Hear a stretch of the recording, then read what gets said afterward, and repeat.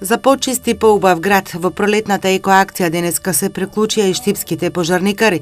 Дел од нив работно ангажирани покрај професионалните обврски за разобувување на дворот и околината на противпожарниот дом. Ќе осредуваме градината, веќе зимно време работевме внатре во објектот, каде што се што можевме да поправиме.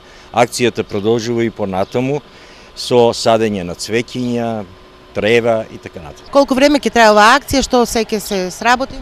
Ова акција рачунаме да трае во текот на април, веќе во мај имаме месецот на пожарникари, значи ќе имаме една акција најмладите сограѓани ќе ги повикаме во пожарната, значи ќе го средеме паркот, ќе го средеме потпорниот зид, ќе насадеме цвеќиња, каде треба нешто да се офарба, сето тоа да добие некој нов лик самиот ПП дом. На нова локација повторно ќе никне и Летниковец. Стариот поради градежни работи беше дислоциран.